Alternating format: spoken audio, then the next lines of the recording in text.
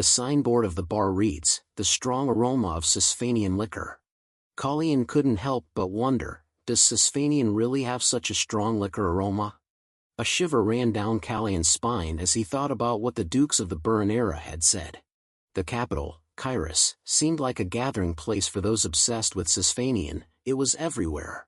After all, Sisfanian was a member of the royal family, but the royal family didn't even charge the shop owners for insulting the royalty. After handing over Raven's reins to the doorman, Colleen immediately approached the steps of the bar. Instantly, a staff member came out to greet him. "Let me take you to an empty table." Colleen shook his head and said, as written in the guide map that the White Eagle had given, "No, the 4th floor of this building. I will go to the 4th floor." From the outside, the bar was clearly a 2-story building to anyone who saw it. Upon hearing Calian's request, the staff member immediately looked shocked. If anyone else heard what Colleen said, they would surely wonder if the young man in front of them was insane. However, instead of saying that the building didn't have a 4th floor, the bar staff naturally replied, "Yes, please go this way." The inside of the bar wasn't much different from Secretia. It was filled with the musty smell of old oak barrels and the distinctive sour smell of hops. The bar staff continued to whisper to Colleen, "I will guide you. As it's late and most of the guests are quite drunk, you can move around without attracting much attention." After passing about 5 or 6 tables, they turned a corner and came across a thick wooden door. The staff member took a key out of his pocket, opened the door, and invited Colleen, "I hope you have a good time." Colleen entered the room, and the staff member turned on the light in the room and closed the door from the outside without further explanation. When he heard the footsteps of the staff member fading away, Colleen silently looked around the room. It was designed like a normal drinking space, with square tables and liquor cabinets. Colleen walked straight to the end of the room. Besides a bell pull to call the bar staff, there was a rack with 5 coat hooks on the wall at the end of the room. Especially the middle hook had a prominent butterfly shape. Calian's eyes were glued to the tin butterfly-shaped coat hook.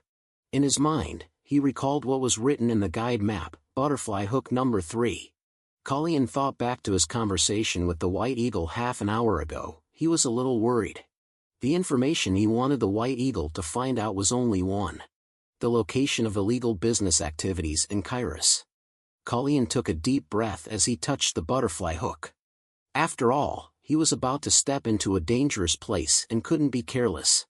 When he was mentally prepared, Colleen grabbed the hook and twisted it. Then, the coat hook began to rotate slowly in a circle. At the moment it was set at a 90-degree angle to the original position. A clicking sound rang out. Colleen immediately looked at the cabinet next to the coat hook, which was automatically sliding to one side. The coat hook was jammed and couldn't be twisted any further with a sound as if it was stuck on something. He muttered to himself, "A 2-story building, but the hint is 4 floors. As expected, there must be a secret passage, but the floors are below, not above. And it also means there is an underground space beneath the basement." Colleen stepped into the secret room without hesitation, where a faint light from outside shone in. In the darkness behind the decorative cabinet, a staircase leading down somewhere was revealed.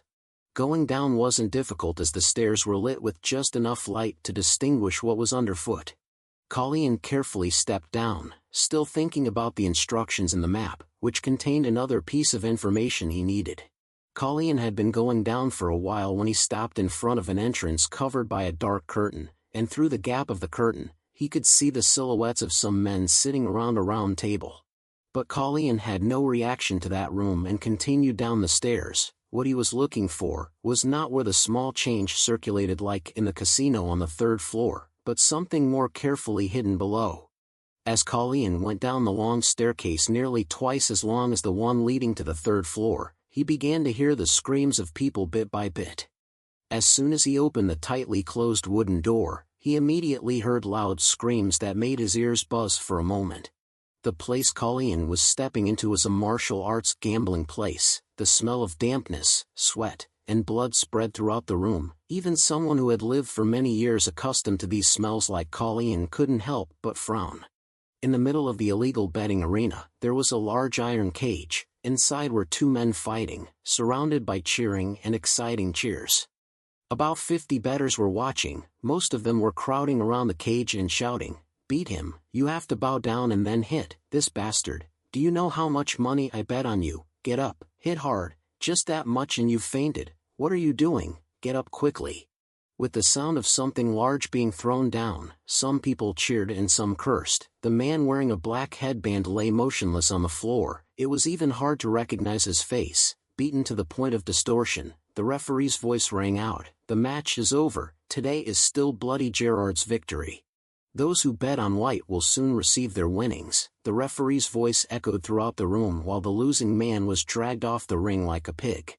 While the winning bettors were laughing loudly receiving their rewards, the abusive languages were still ringing out targeting the losing fighter being dragged in the pool of blood. "This bastard, do you know how much I bet on you, just die." Colleen silently stood watching the shouting crowd. "It can't be like this, let them fight again, it's indeed Gerard, he should have beaten him more badly, ha ha ha." He felt disgusted in his heart, the smell of blood couldn't fade, and this inhumane scene, it was indeed disgusting. Suddenly a man came up to Colleen and held out 2 fingers. "Hey, you there, the one wearing the cloak, entrance fee." Colleen silently nodded and gave the man a few gold coins. The man then called a waitress standing not far away. "Hey, you there, guide this gentleman to number 27. The girl hurriedly came to Colleen with a shy face. She was a silver-haired girl wearing a short dress. She looked like she was not yet 16 years old. Colleen frowned at her inappropriate dress. The girl held the serving tray in front of her chest to lessen her embarrassment and pulled her sleeve to signal Colleen. Seeing her stuttering unable to say anything, he could only follow her in bewilderment. "Tell me to follow, can't she speak?" When the girl led Colleen to sit at the designated table, he was shocked to see a corner of her ear cut off. A feeling of pity suddenly rose in his heart. The girl leaned down close to Colleen as if waiting for him to do something, but he just watched her awkward movements as she tried to pull her skirt down. It was clear that it was not something she wore because she wanted to. Colleen looked around and noticed a leather strap with a mark on her neck. It was also like the outfits of the other waitresses around, more like a mark for slaves than the usual work uniform of the waitstaff.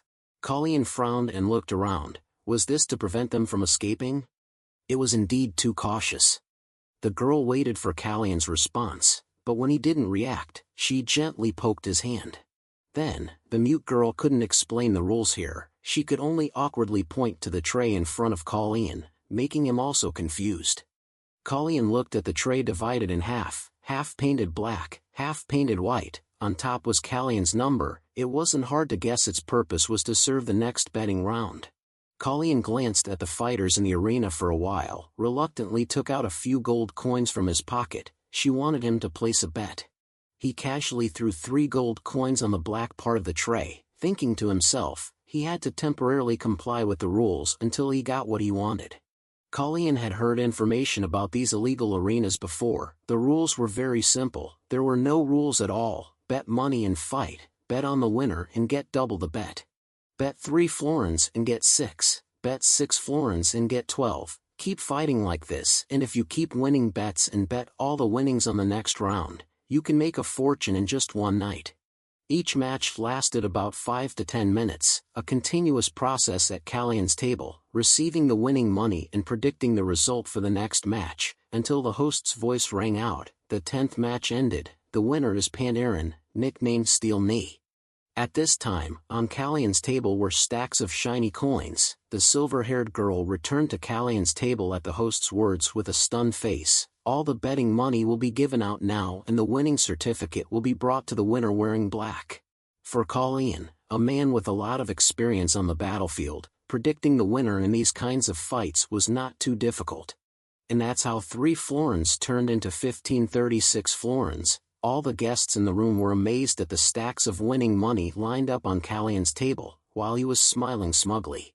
Colleen could feel the host and other staff looking at him and whispering something to each other, as if there was something suspicious about the mysterious guest who kept guessing the correct result of the betting game. However, Colleen wasn't worried about the actions of those staff, he just smirked cunningly. What he wanted was not money. After a while, the host opened his mouth. the final match of the day is about to take place, a special match with the winning money will be quadrupled. Immediately everyone shouted loudly expressing their anticipation. The host joined in the atmosphere and began to introduce Sean, the Steel Hammer. And his opponent is a young man. When the young man just stepped onto the stage according to the host's introduction, Colleen immediately stood up. It's him. A voice from a past life memory echoed in Colleen's head. It was Kiri's voice. Before, I was stuck in Kairos making money by fighting bets, until my sister died, then I left there. The host's voice continued to ring out as the young man wearing a black headband was on the stage. All right, I would like to introduce the final challenger of today. Meanwhile, the voices from Colleen's memories were still overlapping with the host's voice. Kiri, you want to become a knight, more precisely a swordsman. I will become the Emperor's sword. In a moment, Colleen remembered the moment when Kiri had rushed out to shield the arrows aimed at him, and even when he fell, Kiri did not abandon his belief of being the Emperor's sword. At present, the challenger was looking up and around, his eyes focused on where Colleen was sitting, and because of that he could see clearly the vibrant light blue hair above the headband and those strange blue and black eyes. The host artistically paused and then suddenly shouted to add excitement to the crowd, the challenger, monster eyes, Kiri. As soon as the host finished speaking, Colleen without hesitation pushed all the pile of coins on the table into the half of the betting tray painted black. He acted decisively in a flash as if he was just waiting for this moment. Colleen declared firmly, bet all on black. The silver-haired girl lifted the tray with trembling and shaky hands, partly because the tray was heavily tilted to one side making it hard for her to balance. But more importantly, the girl looked at Colleen with a stunned and doubtful look, because he had bet too much. Even though he had won 10 consecutive bets, this was still too risky. Other bettors also had to gasp and let out astonished sounds. What, now, bet all again, after winning so many chips, and he bet all on that guy? He's really a lucky fool who doesn't know how to enjoy. Under the hood that covered half of his face, Colleen just smirked dismissively at the crowd's gossip. Only he knew that he won based on his strength, not luck, but there was no need to argue with these gambling enthusiasts. The loud whispers about Colleen still didn't stop. He trusted his luck too much, or perhaps, he was crazy. The host continued to introduce Kiri. Currently, the winning rate is 0%. So far he hasn't won a single match. The most recent loss was also against Sean. Whether in today's match, he can avenge and wash away his shame. A man sitting not far from Colleen, feeling worried for him, spoke up to remind him, that's a lot of money, don't casually bet at all. Colleen indifferently glanced at the man who had just spoken. He was a stout man and his eyes seemed quite sincere when advising Colleen. Seeing Colleen silent, the man continued to speak seriously. I said this because I feel sorry for you, but it would be better if you bet on someone else. The man spoke with a firm and deep voice. It seemed that he had been following this illegal arena for a long time. That guy hasn't won a single match. The man's words made the silver-haired girl confused. She hesitated to take away the betting tray. Seeing this, Colleen calmly ignored the strange man and asked the girl, have you checked all the chips? Colleen turned back to look at the girl with determined eyes and a firm voice. I mean the chips I bet on black, check it carefully for me. Seeing being ignored, the strange man muttered, I said that because I wanted you to consider carefully. If you lose all the hard-won chips like that, I won't take responsibility. Sean the Steel Hammer is a very cruel guy. While the two fighters were warming up on the stage, the cheers around were all focused on cheering for Sean. Hey, Sean, today let him go to hell. If you kill him then the winning money will be multiplied by 10 times. Last time you fought like that but the young guy still survived. Today definitely send him off. A few people in the crowd even deliberately targeted Colleen, to enlighten that snotty-nosed kid. This made Kiri curiously glance towards the mysterious person who had bet all his money on him. Suddenly, Sean's laughter rang out, attracting Kiri's attention. Cuckoo, it seems there's another fool blinded by greed and about to lose all his bet. Sean laughed mockingly at his opponent who had previously suffered a terrible defeat under his hand. Of course, I also have to thank some bastard who keeps getting beaten but still hasn't died. Despite being provoked, Kiri's face remained unchanged. The host's voice echoed in the excitement of the audience. The highlight match of today. May I have the permission to start? As soon as the host finished speaking, the two heavy iron shackles on Sean's hand fell to the ground, signaling the start of the massacre by the steel hammer. Immediately after, Sean disappeared in front of everyone. Only a heavy footstep and a gust of wind swirling inside the iron cage could be heard. In the blink of an eye, Sean had not yet appeared, but there was already a punch swinging towards Kiri's left, forcing him to raise both hands to protect his head and turn to avoid. Just after dodging an attack, Kiri saw another punch swinging from his right. Sean's speed was too fast, as if there was not enough time to dodge again. However, Kiri managed to move his hands up to shield his head from the right. Although he was prepared to block the punch, Kiri's upper body still shook with a loud collision sound. Sean's punch was like a hammer hitting the muscles on Kiri's right arm. A pain transmitted through the impact, but Kiri still gritted his teeth and endured while stepping back. As Kiri retreated in a defensive posture, Sean bent his knees high against his chest and prepared for a powerful kick. He even sneered at Kiri, "Too slow." Sean's kick hit Kiri's stomach. Kiri had no ability to resist. His body was kicked back, hitting the iron bars on the cage, and a series of clanging sounds rang out. Blood started to spurt from Kiri's mouth after taking Sean's kick. Everyone could see his hand trembling as if he had been injured because he had to block the punch. The excited and impatient crowd around urged Sean, "Give him the finishing blow. Yes, don't use your legs, use your fists, kill him." Meanwhile, Colleen sat in the back observing everything with his fierce eyes. Of course, he couldn't feel comfortable when Kiri had been overwhelmed from the start of the match. Colleen clenched his teeth in tension and worry. "What are you doing, Kiri? You can fight. Are you being overwhelmed because you don't have a sword?" With his poor physical condition, Kiri still tried to counterattack with staggering steps. It seemed that the aftermath of being hit in the stomach earlier was still there. Kiri swung his left fist straight at Sean's face, but he easily leaned to one side to avoid. His arrogant tone rang out again, "I told you, you're too slow." Immediately after, Sean swung his right hand to counter straight at Kiri's chest. This cockroach-like guy. Kiri quickly retracted his left arm and raised his hand to block, but Sean's fist was faster and still hit Kiri's body. Kiri let out a choked sound and slammed his back into the iron bars. Once again blood spurted from Kiri's mouth, his shoulder trembling, his eyes wide open. It seemed like he had been hit in a vital spot. Sean grinned and clenched his fist. Kiri was almost unable to escape the oppressive situation. Sean rushed forward and immediately, 15 punches began to pound into Kiri. Kiri managed to block a few of the initial attacks, but gradually weakened and slid down the iron bars as he had to endure the subsequent onslaught of attacks. Sean decided to throw a finishing blow with an excited and confident shout, "This time, I will defeat you." Unable to watch any longer, a scream erupted from Callion's mouth. "Hey, Kiri, even though you've been continuously hit in the head, you're still alert enough to hear the scream of the stranger behind you." Colleen yelled out to Kiri amidst the chaotic shouting of the surrounding crowd, facing his attack, "Don't expose your shoulder." Kiri was a bit flustered by the clear voice emanating amidst countless shouts. He seemed to be distracted by Callion's instructions. Sean's punch was now very close to Kiri's face, but he showed no signs of dodging or counterattacking, even slightly lowering the arm that was about to block Sean's fist. Callion's reminder still echoed in Kiri's head, facing his attack, "Don't expose your shoulder." Finally, at the decisive moment, Kiri gently tilted his head, simultaneously lowering his body's center of gravity, and successfully dodged Sean's punch. Kiri sat down immediately afterward, and he clenched his fist with all his strength, down to his fingertips. The muscles in his arm tensed, and veins bulged from his wrist to his upper arm.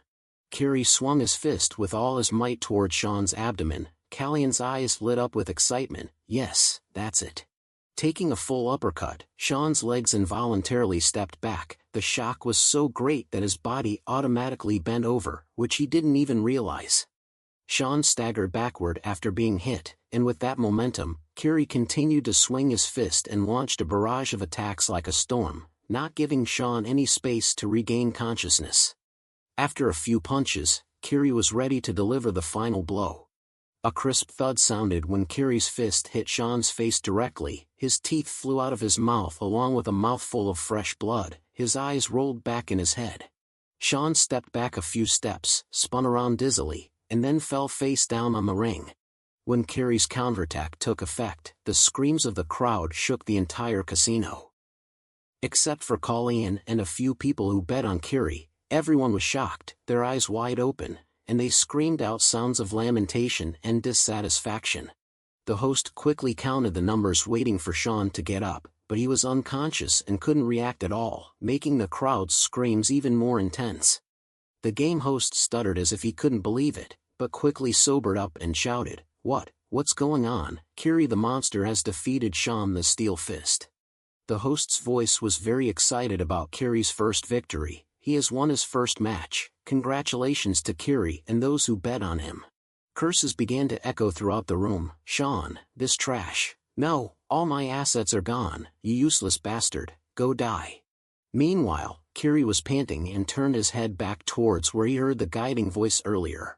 Although he couldn't see Callion's face clearly because it was covered by a hood, he felt like he was seeing a mysterious smile, and Callion's eyes were also looking at him. Just as Carrie felt, Callion was also looking at him with a satisfied and triumphant smile as if he had foreseen the outcome of the match. At this time, the person who brought the winning certificate to Callion was not the silver-haired girl from earlier, but a big man like Sean. Instead of handing over the chip, he told Callion, "Someone is looking for you, please come with me." Seemingly having anticipated this situation, Callion got up from his seat without hesitation and followed the burly man. Callion was taken to a room where the owner of the casino was sitting, tapping his fingers on the table, seemingly having been waiting for Callion for a long time. As soon as he saw him, he opened his mouth with a sarcastic tone, "You're quite talented, aren't you? From 3 florins to over 6,000 florins, that's not a common occurrence." The casino manager praised Callion, but his attitude was full of discomfort. Callion just stared at him without saying a word. Of course, he also didn't take off his hood. Behind Callion, 4 burly men with swords were standing blocking the door. Callion glanced and saw the swords ready to be drawn at any moment. The casino manager continued to speak in a mocking tone, "But I worry that such a large sum of money, entrusted to a greenhorn like you, seems a bit unstable, doesn't it?" The casino manager smirked as Callion walked in alone. His intentions were clear. The amount of money that Callion won had become too large. He would have to suffer a big loss if he easily handed over that money to him. Callion still hid most of his face under his hood and just slightly smirked with contempt for the dirty trick of this casino manager. He had anticipated and even expected an invitation from him. Callion casually put his foot on the table with a relaxed and arrogant demeanor. Although his voice was immature, his attitude was calm like an adult, which shocked the casino manager. "I thought you would at least try to negotiate with me. But it turns out you're dumber than you look," Callion said with a mocking smile. The casino manager was immediately infuriated. "This brat, what are you basing your arrogance on? Take off your hat so I can see your face, you rascal." Callion raised his hand and gently grabbed the tip of his hat, his tone still full of challenge. "Can you handle it?" Callion smirked with a provocative voice echoing behind his tattered hood. "If I take this off, you guys will be in big trouble." The casino manager gestured to his subordinates and grinned at Callion. "Trouble, huh? I'm also curious about what could happen." A big subordinate approached Callion with the same disdainful attitude as his boss. "Listen here, kid." He leaned down in front of Callion and was about to reach up to remove his hood. "Let me see that expensive face of yours. Let's see how handsome you are that you keep hiding." However, before his hand could touch the brim of Callion's hat, it was blocked by a flash of light. In an instant, Callion's hand also moved and plunged the dagger he had just bought into the hand of the casino subordinate. He panicked and screamed out loud when the knife pierced through his palm and blood gushed out like a stream. As the man grabbed his bloody hand and began to scream, Callion quickly pulled the knife out of his hand in front of the stunned eyes of the others. A terrifying energy emanated from Callion's voice. "What's wrong? I thought the only useful thing you guys had was sharp instincts." A dark atmosphere filled with clear murderous intent enveloped Callion. Even though his eyes were not exposed, the threatening feeling still weighed heavily on the people in the room. The casino manager couldn't say anything for a moment, cold sweat running down his spine. "Damn, we've called in a guy who knows how to use a knife. After a while of calculating and realizing that Colleen was not an easy opponent, the casino manager stuttered, just that, once we have to pay a large sum of money, so if you could wait for us. Colleen also guessed that the casino manager would conclude that it's better to be robbed than to fight and bleed and still be robbed. However, he casually twirled the knife in his hand and said, "I won't take the money." The casino manager heard this and immediately grinned. When the knife had spun a few rounds in Colleen's hand and stopped with the blade pointing at the casino manager, he smirked and stated his desire, "Instead, hand over the monster eye, Kiri, to me." The smile on the casino manager's mouth faded. He was shocked and immediately objected, That guy is about to make money, our boss won't allow that." In his heart, he cursed Colleen, "Damn, it's ridiculous, if I really do that, my head will probably leave my neck, is he crazy?" The casino manager stared at Colleen with a grim look and a glimmer of hope sprouted in his heart. "No matter how powerful this brat is, he's alone, you're the one at a disadvantage in terms of numbers." Colleen quickly noticed the change in the casino manager's mood. Colleen's knife pointing at the casino manager began to emit a small sound. Not long after, a blue energy enveloped the knife. The casino manager grinned with satisfaction and said to Colleen, "I'm sorry, but we can't hand him over to you."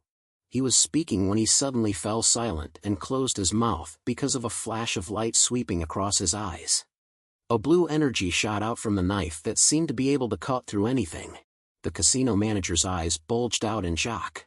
After a terrifying scream, the casino manager fell flat on the ground with a chill. His trousers were torn to shreds. The knife cut down silently, but the thick wooden table was cut in half like a piece of tofu. Only the afterimage of the blue light remained for a long time, like a nightmare had just swept through his mind. Colleen stood silently in place, raising a dagger that had a halo as long as a sword, and said calmly, 6,000 florins plus your life, do you think that's enough?" The casino manager's voice trembled, sounding like he was suppressing his fear. Stuttering sounds echoed, What is this?" The manager quickly grasped the situation and nodded, then he hurriedly urged his trembling subordinate, "What are you still doing? Quickly bring Kiri here." The subordinate ran off in a frenzy while Colleen smirked triumphantly. To hide his pained expression, Colleen continued to force a smile, then bowed his head and took a slow breath. I can't do it a second time." Although the heart pain had subsided to a bearable level, Colleen couldn't avoid bleeding from his mouth. "I have to end it here, otherwise, this body won't be able to take it." He secretly covered his mouth and wiped away the blood. 5 minutes passed like 5 years. When this took longer than expected, Colleen became impatient and used the knife to knock on the table, causing the manager to panic as the sound seemed to be shortening his lifespan. Immediately after, the office door opened. The subordinate from earlier ran in with a worried look. Boss, there's a bit of a problem." Colleen stood up in concern that things were getting out of his control. The manager saw this and thought Colleen was angry, so he immediately shouted, "What's the problem?" The subordinate stammered, "That Kiri guy said he can't leave Hina behind." Colleen looked up in surprise. A gust of wind almost made his hood fall off. "Hina, where have I heard that name before?" Colleen quickly recalled memories from conversations with Kiri in his past life. He had told him, "My sister chose death. After that, I left the ring for good, because I was too heartbroken to protect her." Colleen remembered back then, there was no need to ask about the reason for suicide. He could guess everything from Kiri's self-blaming expression. After Hina committed suicide, Kiri killed everyone at the gambling establishment. He escaped that way and arrived at Sakrisha. Seeing Colleen flick his hand as if he was about to make a move, the manager was scared to the point of trembling. He hurriedly opened his mouth to order the subordinate, "No matter 2 or 3 people, bring them all here." Colleen didn't want to wait any longer, so he directly requested, "I will go down and bring them myself." The casino manager breathed a sigh of relief with a forced smile. Yes, I will arrange for you to go out smoothly." But Colleen didn't leave right away. He suddenly turned around and said, "Before that." Colleen stood silently in front of the casino manager with a smirk and reached out his hand. The manager saw this action and his eyes widened in surprise. Colleen smirked, his sharp gaze making the casino manager terrified. "You have to pay me the entrance fee and the principal, right?" In the end, he had to return 5 gold coins to Colleen. After leaving the bar and walking a bit further, Colleen and the Curie brothers arrived at a quiet street. The moon was still bright but the sky was cloudy. Moreover, the street lights had turned off late at night, making the atmosphere seem gloomy and scary. The silver-haired girl who greeted Colleen in that illegal arena was Hina. She was scared and hid behind Curie, constantly clinging to his hand. Curie recognized his sister's frightened face. She anxiously glanced at Colleen and couldn't help but wonder what his purpose was in redeeming them. Curie hesitated for a moment, then said to Colleen, who was silently walking ahead, "Thank you for helping us." Colleen's footsteps stopped. The two people following behind also stopped. Colleen glanced at the Curie brothers, who were worried and dared not proceed. When he knew Hina was Curie's sister, he also understood why her ear had a cut. It was because Curie resembled their father and his sister resembled their mother. Both of them had half-fairy blood. Curie hesitated for a while, then cautiously asked Colleen, "I don't know why you are helping us." Suddenly a black object flew in front of them. Colleen had untied the cloak hiding his appearance until now. Then he wrapped the cloak around Hina's shoulders. He gently said, "Don't be so guarded." Colleen calmly tied the cloak string in front of Curie's astonished eyes. "I mean no harm." At this time, Curie finally looked up straight at Colleen. The clouds drifted in the wind, and under the bright moonlight, Colleen's black hair fluttered out. Curie was stunned when he recognized that prominent face. Curie remembered the faces and figures of the princes in the parade he had seen before, and quickly recognized the man in front of him as Colleen. The wind blew Colleen's black hair fluttering, his red cool eyes shone brightly under the moonlight. Colleen was both happy and sad, grateful and regretful. There were many things that could not be expressed in words. He could only smile gently at the two siblings.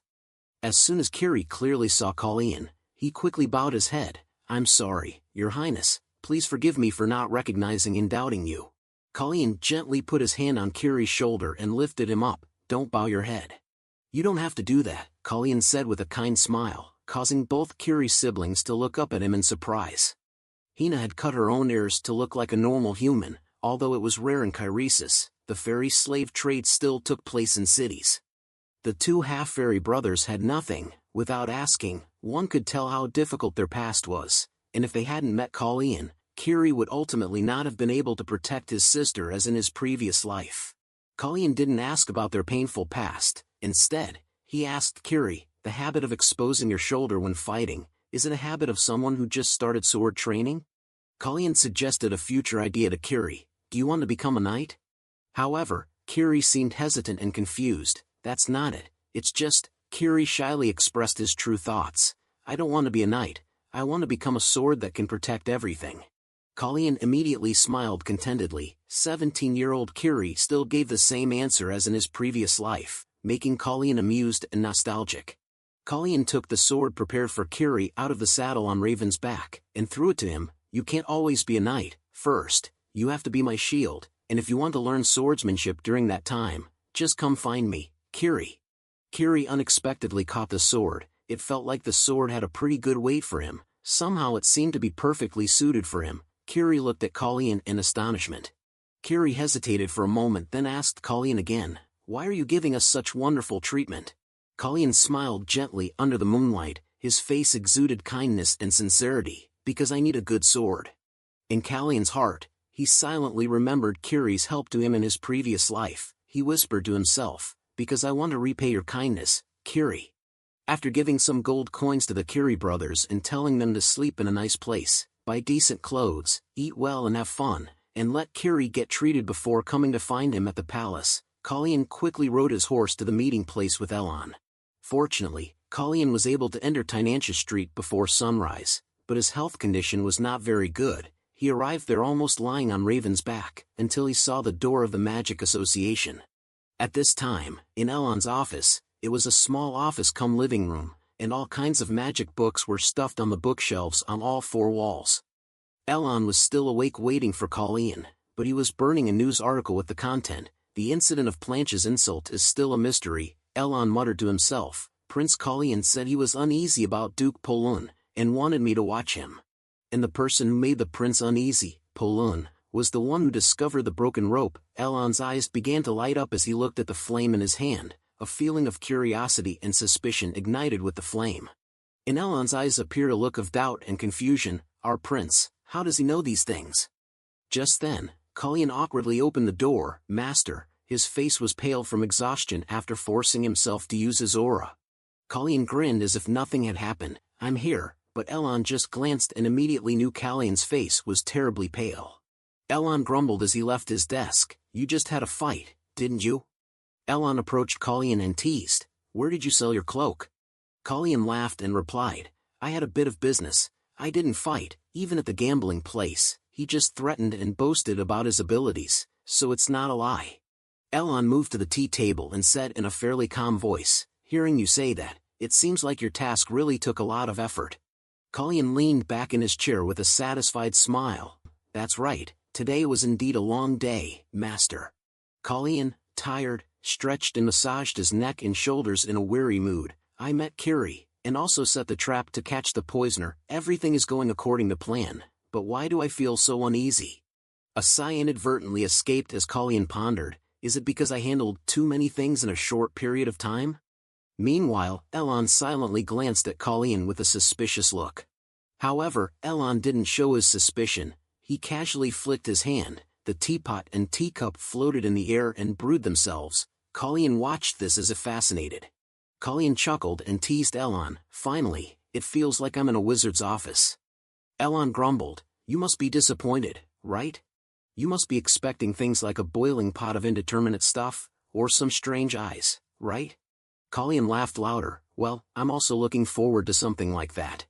Then, Cullion looked at the special item on the table that caught his attention. It seems like everything is more normal than I thought, but there's also an item that doesn't look like it belongs to a wizard. There's a short sword on the table that you can't find in a sword shop. It doesn't fit the decor at all.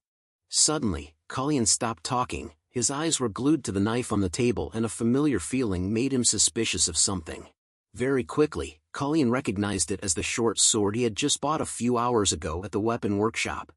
Somehow, Elon was in possession of an identical knife. While Cullion was still bewildered, Elon's voice changed to a darker tone. He clearly wasn't surprised. Why do you think that sword is here, Prince? Elon turned back to look at Cullion with a sharp and cold gaze. I don't think it should be here. With another flick of Elon's hand, the knife on the table flew up in Callion's astonished gaze. He startled and leaned back into the chair. The knife, in the blink of an eye, turned its point towards Cullion. Callion's eyes widened in shock as he saw the rather sharp blade, unlike a decorative item, aiming at his chest and stabbing towards him. Cullion thought it was a joke, but it only took a second for him to realize that Elon had no intention of stopping. The knife continued to fly towards Callion's chest at an extremely fast speed. Cullion silently screamed in his heart, no, it's too late to avoid it.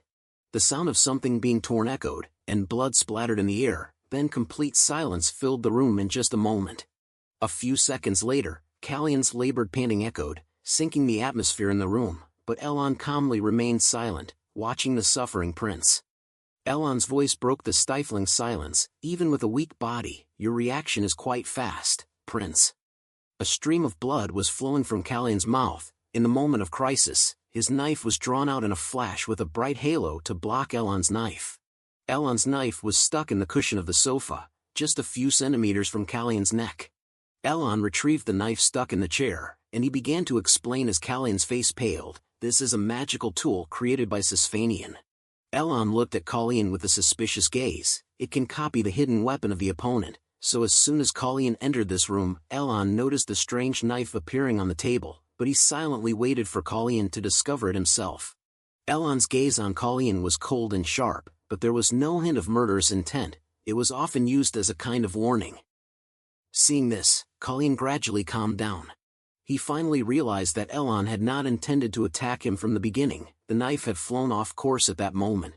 It was because he was too hasty, and even activated the halo. Elon's calm demeanor clearly showed that he knew Cullion would be able to block the knife. Elon continued to speak calmly as he approached Cullion, who didn't know how to respond. What's with the aura? For someone who doesn't even know how to hold a sword, that's strange. Cullion remained silent. In fact, he didn't know how to justify himself in this situation. Seeing Cullion still breathing heavily, Elon suddenly grabbed his shoulder and continued to talk. From the first day we met, I've always found it miraculous to meet the prince by chance. But gradually, strange things started to appear. His Majesty said the prince is afraid of horses. the nobles often say to each other that the prince has become a different person. When you knew you were poison, I saw more murderous intent in your eyes than fear of death. Such energy seems to belong to someone with hands stained with fresh blood. In addition, you even knew in advance about the accident that would happen in the horse racing performance and prevented it from happening. Elon's hand gripping Kallian's shoulder tightened over time, his eyes full of expectation for an honest answer from Kallian. Prince, can you explain everything to your master? At the same time, a stream of energy was transmitted into Kallian's body to help his breathing ease. Kallian felt his tired and heavy body become lighter. He realized Elon was using healing magic on him. Kallian looked at Elon suspiciously. He couldn't help but wonder, is he using healing magic for someone whose identity is being questioned like me? However, when looking straight into Elon's eyes, Kallian realized once again that he had made a wrong judgment. This Elon was trying to trust himself. Kallian also realized that Elon was certain that he was not the real Kallian, so he had nothing more to hide. He decided to throw away all secrets and muster the courage to say, I am not Kallian. Kallian calmly smiled sincerely and told Elon, my original name is Burin, I am Burin Sakrisha. In the small room with tense atmosphere, all the stories that had become Burin's past were revealed.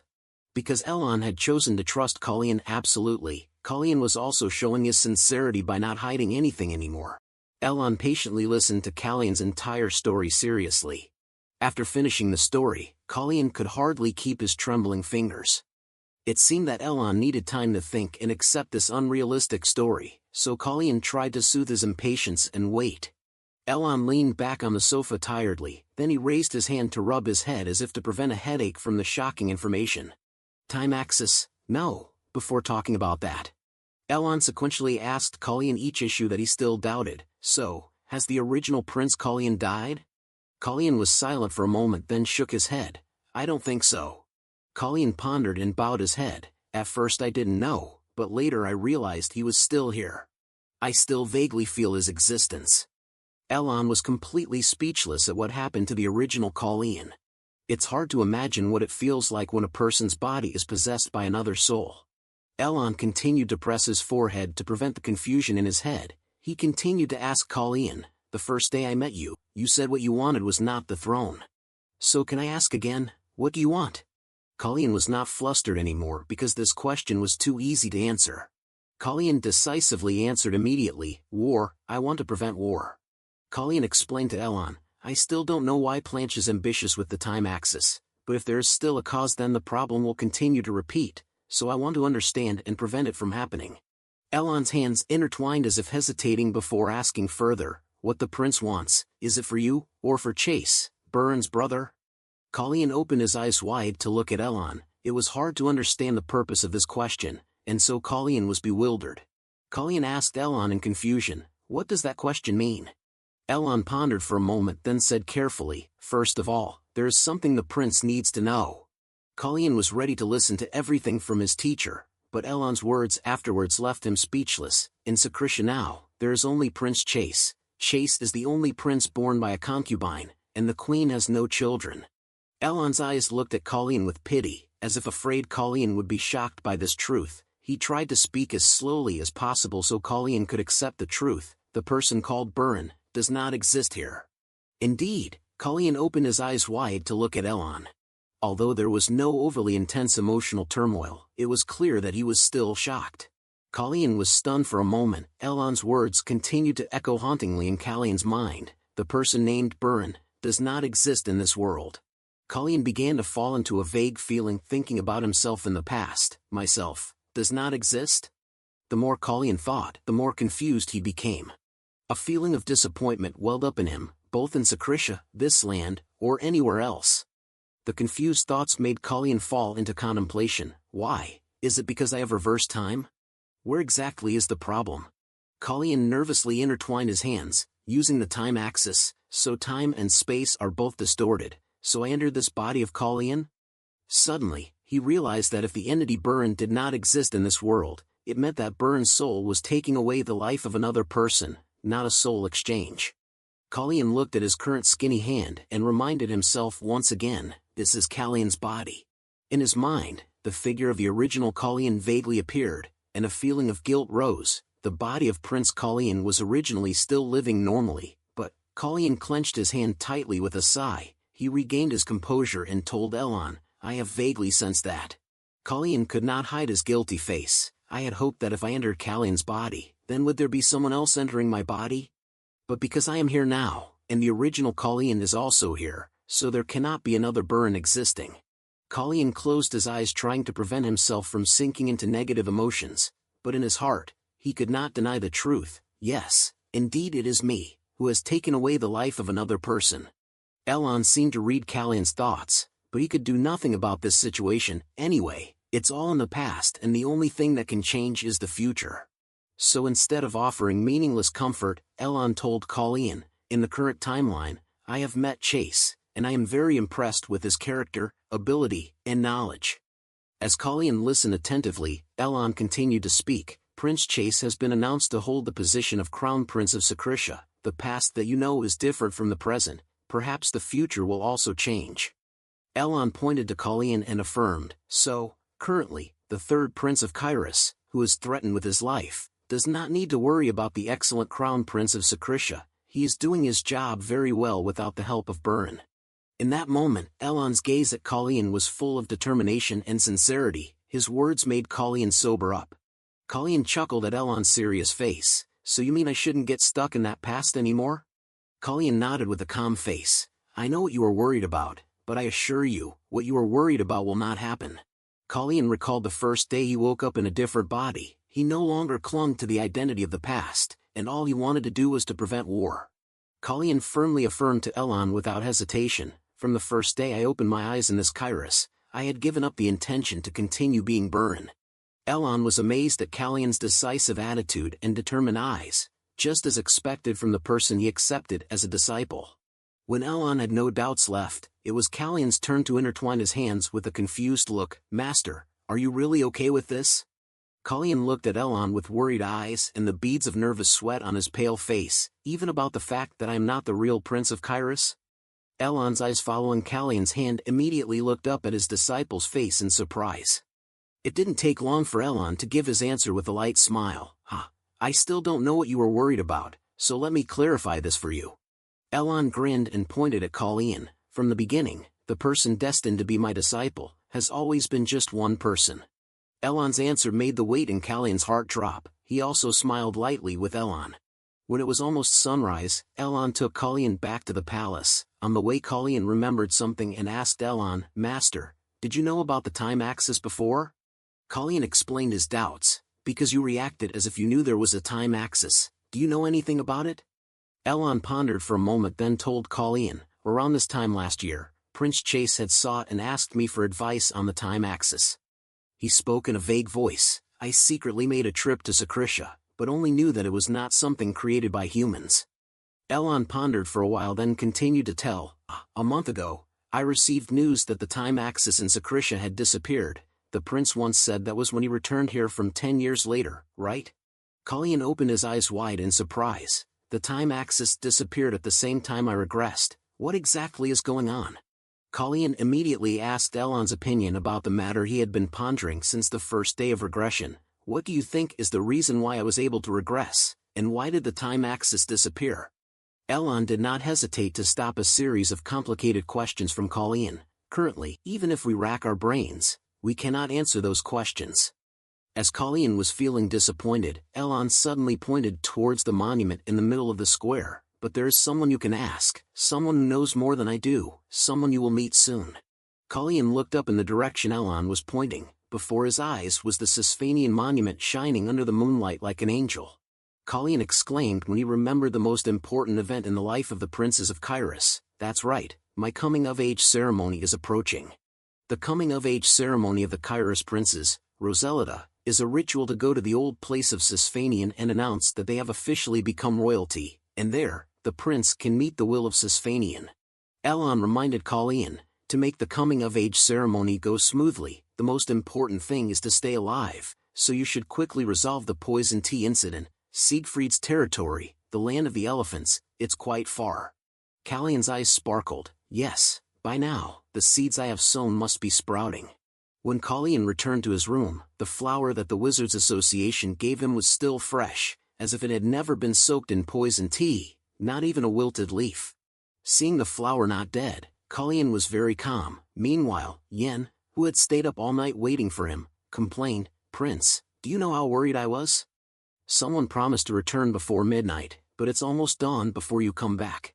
Colleen ignored Yan's complaints and touched the leaf of the flower. He thought to himself, "Indeed, just as I predicted." Colleen called Yen. He immediately responded with a weary face and heavy dark circles under his eyes. "Yes, if you intend to sleep, I will help you wash your face a bit." However, Colleen grinned and pointed outside. "Let's go see this wonderful thing." Yen, who was exhausted from staying up all night, exclaimed, "What?"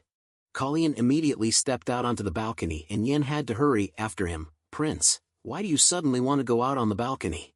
Yen brought a coat and worriedly told Colleen, "It's just dawn so it's still cold," but Colleen seemed to ignore his advice. He was observing the courtyard below the palace.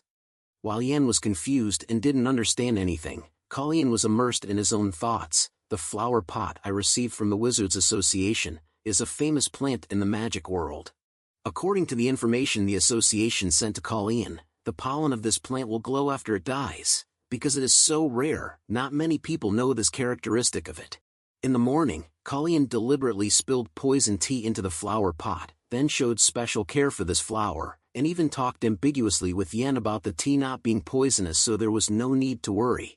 After that, he observed the behavior of the servants in the room to find the suspect and at the same time to make sure that the prey would fall into the trap.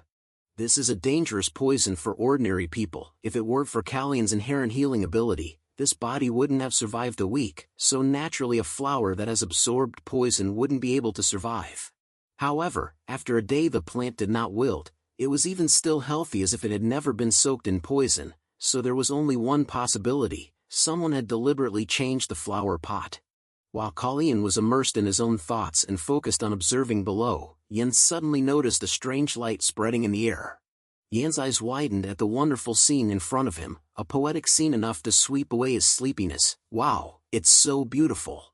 Colleen also saw the glowing spots drawing a path from the door of his palace going somewhere. After replacing it, that special flower could not be easily destroyed, so the dead flower body had to be hidden in the safest place. The eyes of both of them were shining, but their thoughts were completely different. One was immersed in the beautiful scene, while the other was engrossed in the victory within reach. Colleen's eyes became sharp with a cunning smile. "That flower will lead me to the culprit's place." The glowing pollen from the dead flower flew in the air along a winding path through various palaces. The glowing flower pollen led to a rainieri flower garden in full bloom and emitting a fragrant aroma throughout the Haisha palace. Following the clues, Colleen finally found the mastermind behind this long-term poisoning case. Indeed, the owner of the Haisha palace, Celise. It was her. Today is a rather gloomy day. The sky was covered with dark clouds since dawn, and it rained heavily, making the day as dark as night. Colleen woke up at dawn because of the sound of rain and wind hitting the window, preventing him from sleeping well. He didn't call Yen early because he had stayed up all night. Colleen just quietly watched the gloomy sky outside the window. As Colleen was watching the rain fall and a feeling of boredom, there was a sound of opening the room door behind him. Seeing Yen walk in with a tea tray as usual, Colleen greeted first. "Hello, Yen." Colleen turned back to look at Yen with a friendly smile, and he mimicked Yen's usual morning greeting. "Did you have a good dream?" Even when the sky was gloomy because of the storm, Colleen's gentle smile still shone. Yen always said good morning first. Today he received Colleen's greeting first, so he was confused. "Yes, Prince, did you have a good dream too?" Yen smiled shyly while putting the tea tray on the table. "My morning greeting heard from the prince. I feel a bit strange, haha." Colleen also laughed and moved towards the tea table. "I woke up early." Yen teased Colleen comfortably. "Strange, the sun must have risen from the west." Colleen smiled without blaming Yen for being rude to him and took the teacup as usual. Yen looked up at the white rain outside the window. "Was it the sound of rain that woke you up?" Colleen didn't answer but drank tea as usual, but then, in a moment, he slightly lifted his mouth from the teacup. Colleen smiled and looked into the brimming teacup. There was a subtle difference. It was a small difference that he would not notice if he did not pay close attention, but it could be certain. Celise had increased the poison. Colleen put down the teacup with a cunning smile. Yin, do I have any schedule where all the nobles participate in the next week? Yin tilted his head and thought for a moment, then said, next week there's a meeting of all the nobles, including the king. Kalyan looked back into the teacup with a mysterious smile. A week later, if the amount of poison is not increased to the point of immediate death, there will be no major problems until that day. Kalyan did not hesitate to lift the teacup and drink it all. After the nobles' meeting ends, there will be a dinner. That day is very suitable to retaliate this poison tea. So, Celise, you just enjoy the joy until then. Kalyan smiled triumphantly as he glanced out the window, his eyes pointing to a corner of the Haisha palace. After drinking all the tea, Kalyan took out a pill that Elon had given him. He took it immediately to neutralize the toxicity of the tea, and Yen had noticed that Kalyan drank it every day, but only when all the maids had left and only he was in the room. When receiving the teacup from Kalyan's hand, Yen hesitated to say with a worried voice, "But Prince, what have you been drinking continuously from a few days ago?" Yen was confused because he didn't know if he could ask Kalyan about this when it seemed like he wanted to keep it a secret. Kalyan calmly answered in a gentle way, "Tonic." Kalyan grinned and tied the medicine bag tightly. "You know, my body was originally weak." Then he immediately changed the subject. "Should we go for an early breakfast today?" Yen immediately nodded. "Yes, I'll help the prince right away." When he brought the tea tray outside, Yen looked at the empty teacup with a confused and worried look. He couldn't stop thinking about Kalyan's strange behavior. Yen pondered alone in the hallway outside Kalyan's room. Why do I feel so uneasy? But very quickly after that, he also dismissed his doubts to help Kalyan prepare for breakfast. Kalyan quickly went to the dining room afterwards and ate leisurely, as if the gloomy rain could not hinder his cheerful mood. Since the public humiliation at the horse riding performance, Planche has not appeared at breakfast with his two brothers, and thanks to that, a sense of peace has filled this place. Kalyan enjoyed breakfast. Well, this is better for me, because what I'm about to do can't be ruined by Planche. When Planche wasn't here, Kalyan's eyes kept glancing at Randall, who just sat quietly eating as usual. Kalyan suddenly spoke out of the blue. The roses seemed to be about to bloom, but Randall paused with a stunned look. This was the first normal conversation where Kalyan spoke to Randall first. Because of this, Randall stopped his actions and turned to look at Kalyan with surprised eyes. Kalyan also turned his head to face Randall. Kalyan seemed to know why Randall was looking at him like that, so he smiled meaningfully. The two princes looked at each other for a long time, but no conflict occurred. While Randall was wondering why Kalyan mentioned this, Kalyan just smiled calmly. Randall didn't reply a word and stood up abruptly. He left the dining room right after with a cold attitude as usual. When Randall had just left, Yen came close to Kalyan with a face as if he had seen the moon split in half. "Prince, why did you suddenly mention roses?" Kalyan replied with a calm demeanor. "When I was walking, I saw roses, so I remembered the image of the elder brother pruning flowers." Not long ago, Kalyan had accidentally seen Randall taking care of rose bushes in the garden behind the palace. Randall's eyes at that time seemed to be very fascinated by these rose bushes. Kalyan certainly had some intention when mentioning the roses about to bloom. More precisely, the emphasis was not on the roses, but on the fact that they were about to bloom. He was talking to Yen, but his eyes kept glancing at Randall walking outside. Seeing Randall still not too far from the dining room, Kalyan deliberately spoke louder as if to make Randall pay attention. "I have no other intention." Clearly, Kalyan's words fell into Randall's ears, but he pretended not to hear and walked calmly. After Kalyan finished breakfast, the heavy rain had subsided significantly but still drizzled. Even with such weather, Kalyan still did not skip his usual jogging practice. After last night's incident, Kalyan's complexion had become much worse. He couldn't even run a full lap according to the normal schedule. Finally, Kalyan's steps slowed down and he breathed heavily, forced to stop and rest under a tree. As Kalyan was clutching his chest and panting, Elon suddenly appeared with a teasing voice. "What are you doing that you've only been separated from me for half a day and your condition is already this bad? Or do you have a habit of self-abuse?" Kalyan forced a smile while his face was pale. "If I don't exercise, I feel like I won't be able to control anything." Seeing Elon's disgruntled face as if wanting to reprimand, Kalyan quickly changed the subject. "Master, where have you just come from?" Elon casually replied with an arrogant attitude. "I came to talk to Romaine." Kalyan widened his eyes in surprise. "Are you two close enough to call each other by name?" Elon nonchalantly shrugged. "There's no relationship, it's just a unilateral address from my side, and anyway, he's only about my grandson's age." After a laugh from Colleen, Elon sighed and asked him, "So what do you want to order that you called this old body here?" Colleen innocently raised 2 fingers with a cheerful face. "I have 2 things to ask of Master. First, I need to know the identities of the 2. Elon pondered for a moment then nodded. It's not difficult. Okay, what's the other thing?" Colleen immediately folded 1 finger down and emphasized the second thing. "I want to investigate the mysterious death cases of the nobles, especially." As Colleen was speaking, Elon also unconsciously echoed him, the cases related to Brisson. Clearly both of them were doubting the family related to Celise. Elon laughed triumphantly. "That's not difficult, but why do you keep ordering this old body around, and once for 2 things? Do you have something urgent?" Seeing Elon stretch out his hand as if to demand some kind of payment, Colleen forced a smile in response. "The amount of poison has increased." Elon paused and immediately clenched his fist. "It seems you have found the culprit." Elon spoke with a much more serious tone. "I have a feeling I also know who it is." Colleen nodded with a deep voice. "Master will probably be restrained by her soon." Colleen suddenly furrowed his brows and pointed at Elon. "Even if it's not easy to move the great wizard, but now is the crucial time, you need a force to enhance that strength." Elon immediately looked at Colleen with a reproachful look. "So you intend to use me as a shield, huh?" Colleen was firm in his thinking and explained with a voice full of trust and expectation, "Not a shield, but a weapon." A brilliant light flashed in Colleen's eyes as if he had been harboring this idea for a long time. Colleen thought silently about the past in his previous life, his heart pounding when he remembered that group of people. "Yes, a weapon. I understand better than anyone the power of wizards with abilities. My life and my country were lost at the hands of the white-robed demon army of wizards, the White Demons. The people of Secretia call them that. When they appear with white armor, white cloaks, and white masks, disaster is sure to come. The White Demons destroyed castles, filled valleys to make roads, burned cities, and froze nights. They were truly demons who completely defeated Secretia. However, at this point, that army does not exist. We will create a wizard army."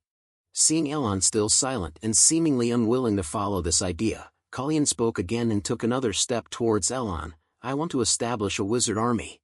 After a while, Elon asked Colleen again in a stunned voice, "A wizard army, huh?"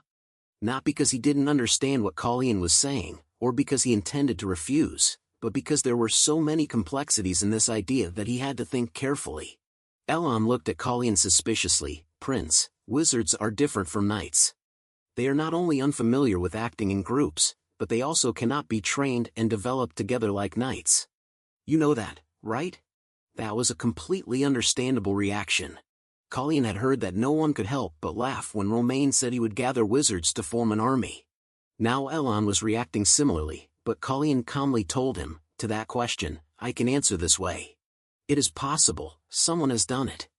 That is the answer that makes Colleen more confident than any other reason, because he himself is evidence of the past and the future.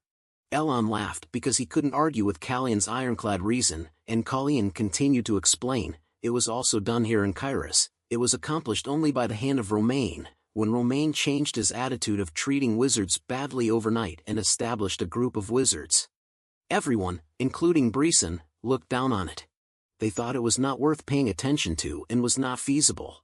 It would disappear naturally, but thanks to that, Romain's plan was able to proceed. And in the end, Romain created that army with his own ability. But unfortunately, right after the wizard army stabilized, Romain died. Moreover, his death was untimely and mysterious. How he died and the cause of his death were not announced at all. So after that, the wizard army fell into the hands of Planche, the heir to the throne. The result is also as the master knew." After recounting the story of his past life, Colleen pondered for a moment and then spoke with a slightly worried voice, "But this time it won't be as easy as then." Colleen thought to himself, if a great wizard like Elon stood up and formed a group of wizards, the Brisson family would not ignore it. There would definitely be interruptions. After a moment of thought, Colleen spoke seriously again, "So I plan to use Celise poison tea to make a deal." Colleen's eyes were full of determination and it seemed that he had accepted to bet big on this plan. Elon furrowed his brows, looking at Colleen with confusion. "Poison tea?" It seemed he was still astounded by the idea of forming a wizard army. Normally, Colleen would automatically explain thoroughly when he saw Elon's doubtful eyes, but this time he remained silent, making Elon even more curious. He took the initiative to ask, "May I ask what you plan to do?" Colleen chuckled teasingly at Elon, "It's a secret, you'll know soon." Elon rubbed his head tiredly and sighed in frustration. "Ah, that's a reliable answer indeed." Colleen cheerfully suggested to him, "Master, you should try sharing your opinion with Romain, he's probably thinking about this too." Colleen was actually quite anxious about his own plan. He clenched his sleeve and said to Elon, "We must be able to do it." Colleen resolutely told Elon to discuss with Romain as before. Sooner or later, Romain will have a chance to exchange with Celise. It's like reducing some benefits of Brisson to overlook Planche's mistakes. This time, I will be the one to expose Celise's mistakes. When Celise makes a mistake, the agreement must be successful. Meanwhile, in another place in the royal castle filled with the scent of Reincarnated flowers, the maid who specializes in serving morning tea for Colleen was reporting to her real master, "I have increased the amount of poison as instructed." Celise lifted the teacup, but before she could drink, she put it down on the table with an annoyed attitude, scolding the maid, "You must deal with it thoroughly."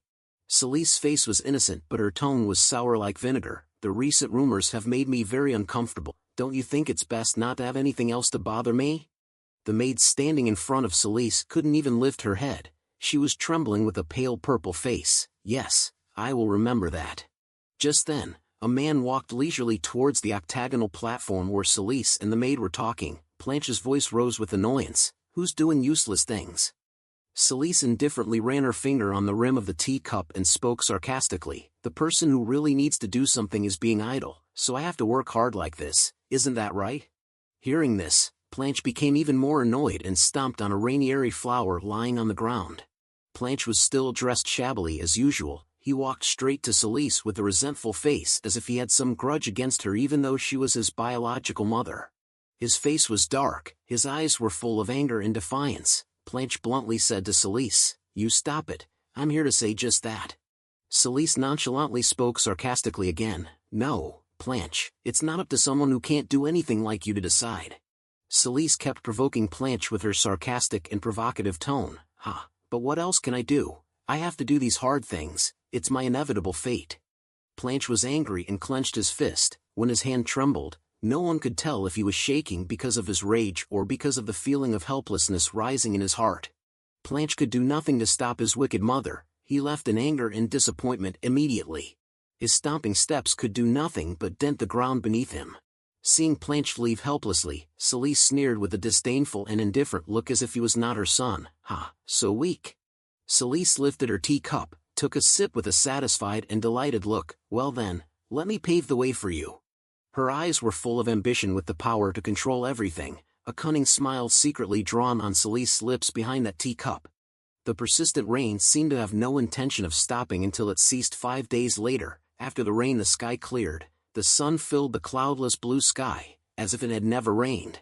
And this bright day was also the day Colleen had promised to enter the palace with the Curie brothers.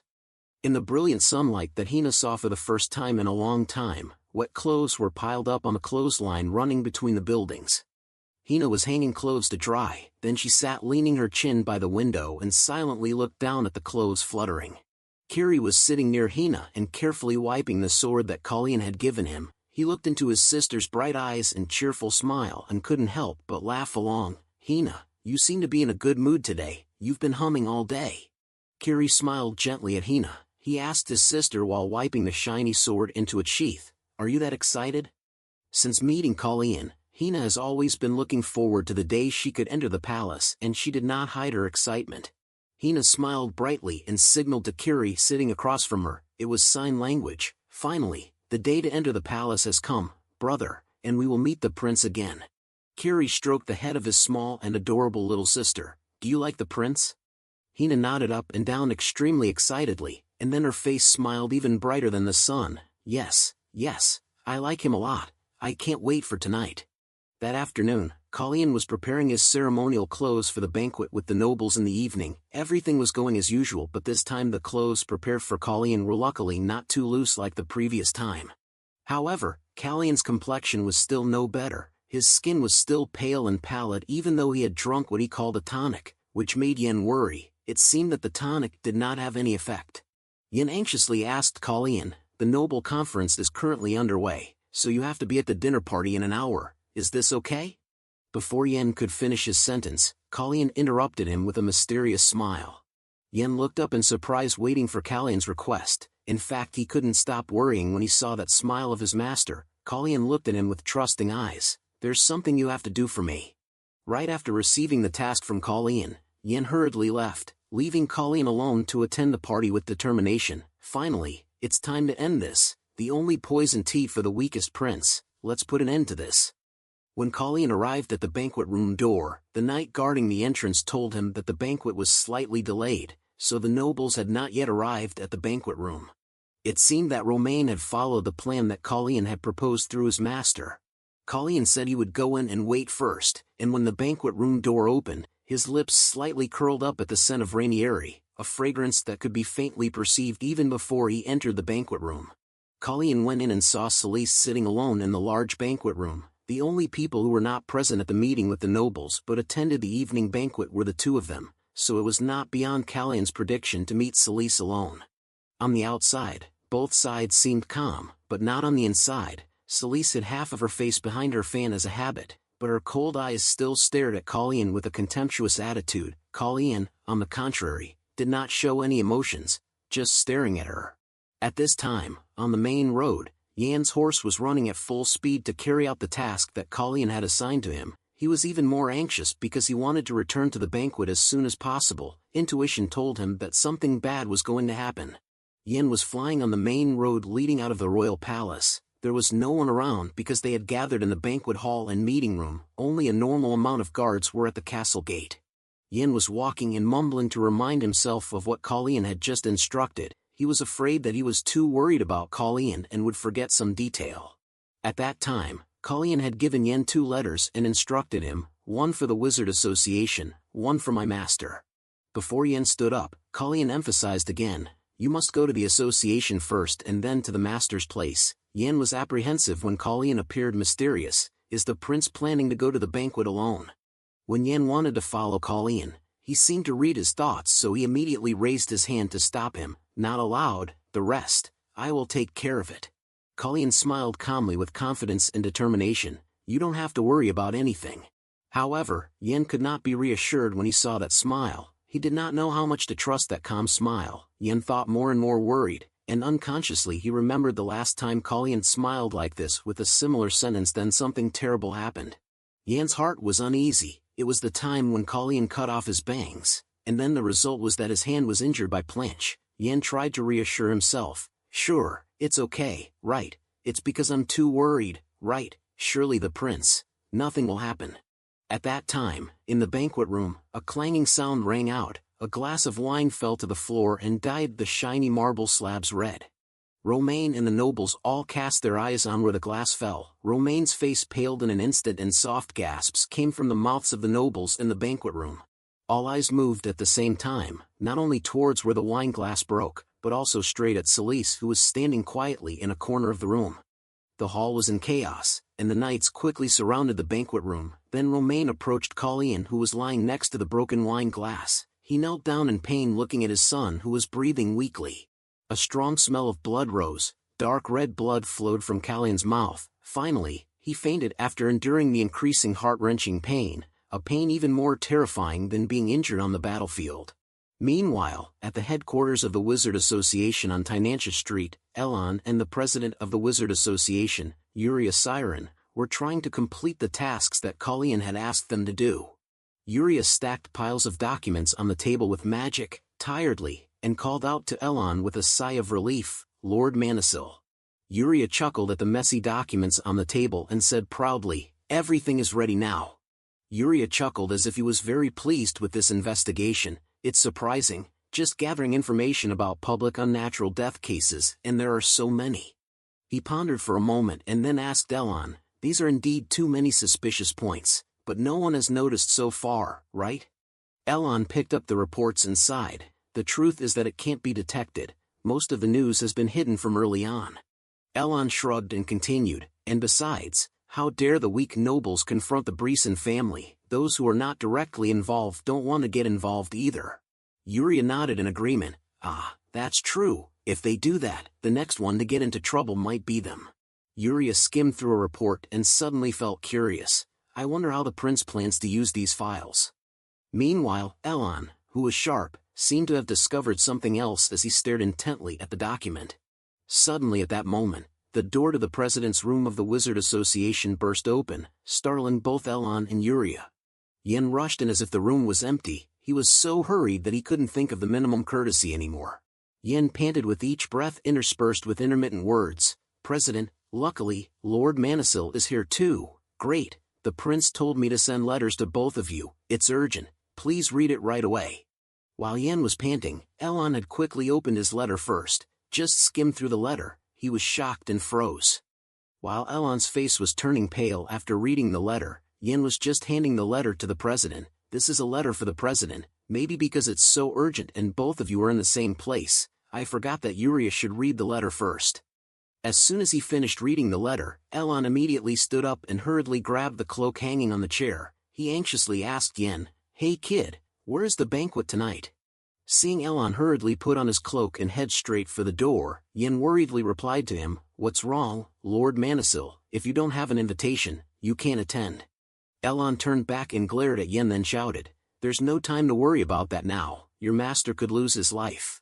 Elon's words struck Yen like lightning, his ears buzzed for a moment and his face turned pale. What he feared was really happening. A jumble of emotions was tormenting Yen. He was scared, and blamed himself for not staying by his master's side. In the letter that Elon had crumpled and left on the floor, Colleen wrote, "Master, today I will use my life to negotiate with Celise. It's a plan that I know you will stop me, so I can only say it at the last minute." The more Elon thought about it, the more he regretted not pressing Colleen about his plan at that time. Seeing his calm smile, he had no suspicion about the madness and foolishness of his disciple.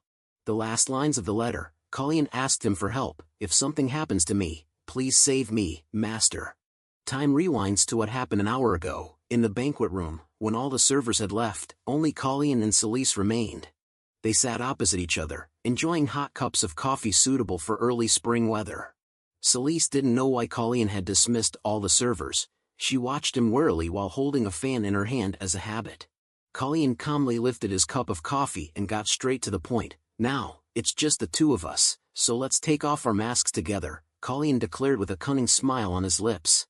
Celise's face stiffened for a moment. Even though she had hidden half of her face, Colleen could still see the expression behind her fan. A heavy silence enveloped them. The pendulum clock in the banquet room ticked loudly like thunder. Very soon after, Celise snapped her fan shut and also bluntly revealed her arrogant attitude. "Fine, let's do it." Celise put her fan down on the table as if to challenge Colleen, and she smirked arrogantly with an undisguised sarcastic tone. "However, I wonder what will change even if we take off our masks." Colleen slightly furrowed his brows and lifted his coffee cup to take a sip. He remembered that Celise had behaved the same way at their previous meal. After putting down his coffee cup, Colleen smirked and said in a measured tone, "I just said let's be frank with each other. I didn't say let's throw away all our manners." Colleen teased Celise with a triumphant smile. According to the rules of Kairos, Colleen is of royal blood, so even though Celise is the queen, she is only a stepmother. She is not allowed to speak with a disrespectful tone. Celise still did not change her attitude. She casually mocked Colleen. "I still don't know what you want to say. Are you just going to argue about such trivial things?" Colleen calmly called her by her name to remind her of her attitude once again. But Celise calmly stood up with a haughty face. She was beautiful, but her mouth was like a venomous snake. She regretted feeling interested for a moment. What to expect from a lowborn like you? Indeed, it's rude and fits with the low blood flowing in you. Seeing Celise intending to leave the room, Colleen smirked and gently uttered a few words enough to make Colleen hesitate. "That poisonous tea." Colleen put down his coffee cup, creating a loud warning sound. "It's time to stop now, isn't it? The smell of the tea is getting stronger, like the scent of Rainieri. I had to try to drink it even though I felt nauseous." Celise immediately turned back to look at Colleen with a stunned look, but she still hid her surprise with a cunning smile. "What are you saying that I completely don't understand?" "According to what I heard, Colleen had been drinking tea in the morning, even this morning, so I don't think he knew the tea was poisonous." A fake smile appeared on Celise's face. Even when Colleen discovered the poison in the tea, she could still blame his servants and kill them all, so an innocent voice came out of her mouth without a tremor. "I don't know about this." Colleen grinned back. I understand. You don't know anything about it. Colleen calmly laughed while pulling something out of his coat. I thought you would say that, so I prepared many plans. Should I hide behind my master? Should I talk to the emperor, or should I also give my brother some snake poison? Colleen took out a sugar box. The table was also full of sugar cubes that looked exactly the same. They looked alike, but what Colleen held in his hand was obviously not sugar. He casually said, if you want to prevent you from doing those things in the future, then I must do something. Right now I only have a healthy heart, so I will try to use it to gamble once. Colleen held up the poison bottle and said as if he didn't care whether Celise knew all about his plan, this medicine will stop the heart for a while. This is what Colleen got from the White Eagle. In fact, it is a poison that the spies of Sakrisha carry to escape. Celise's fingers twitched slightly and let go of the fan. That's because she didn't know what Colleen was planning with that poison bottle. Colleen calmly took the poison pills out of the bottle and dropped them into his own coffee cup on the table. It did not react with silver, nor was it detected by magic drug testing. As the poison sank deep into the frothy coffee, Colleen continued to explain his plan to Celise. Of course, my heart will not stop beating with just this, because I have the power of blessing, but the power of blessing can only prevent one type of injury a day. Like the wound on the palm of my hand, which is not as important as the poison in your tea, has not been prioritized for healing. Similarly, when it counteracts the poison of this heart-stopping drug, then the poison in the poisonous tea that I have been drinking from before until now will ravage my body. Then who will people suspect first? It was then that Celise understood Colleen's intention. Even if he didn't die, there would still be symptoms of poisoning. If he vomited blood and collapsed in front of everyone, people would inevitably suspect poison, a poison that cannot be detoxified even with the power of blessing. But a leisurely mocking smile appeared on Celise's lips instead of worry. But Celise burst into a carefree laugh, even though Colleen's coffee cup had been raised to his mouth. Colleen calmly looked at her smile as if he had predicted that she would not easily submit with just a few simple threats. Celise casually shouted at Colleen, do you think everything will go your way? You probably know this is not the first time I've done this, right? But what evidence have you produced? You can't punish someone based on suspicion alone. Celise became more and more provocative. She bluntly brought up the past with a venomous smile. You don't know, do you? Your mother was also dealt with by me in the same way. Who doesn't know about this? But look, I'm still sitting here leisurely drinking coffee. Celise's voice was like a bell waking up a fragment of memory in Colleen's mind. Although he had only heard about his mother's death, that was enough to imagine the whole pitiful situation of her at that time. Colleen involuntarily felt a surge of anger as if Celise was gloating over his biological mother's death. His hand clenched the coffee cup in suppressed rage and resentment. Colleen's eyes became sharp and a grim smile appeared on his mouth. So, what should I do with this cup of coffee? Celise chuckled and challenged Colleen. Let's see what you can do. If you think you can put me in jail with just those tricks, then you're dreaming. Colleen's head slightly lifted up with the coffee cup close to his mouth, and without wiping the smile off his face, he calmly faced Celise's smiling face and opened his mouth. Then I consider that you refuse to cooperate. With that, Colleen drained his coffee cup in a blink of an eye. Celise watched his throat move up and down with each sip of coffee. What Colleen wanted to do was to ensure that Celise could no longer play poison, so he didn't need any valid evidence, just suspicion is enough. Seeing Colleen easily seeking death like that, the corners of Celise's mouth pulled up as if about to tear apart. She was secretly pleased without knowing that there is a kind of prison more suffocating than a normal prison with four walls that would scare her. Celise gently mocked Colleen as a fool when she thought about the fact that no force of this palace could win if Count Brisson brought all his knights to support her, even if it was the force protecting the emperor. The wrinkles on Celise's face suddenly appeared and contracted together as she stretched her mouth to laugh out loud. Who do you think would dare to suspect me? Someone that even Romaine has to be wary of.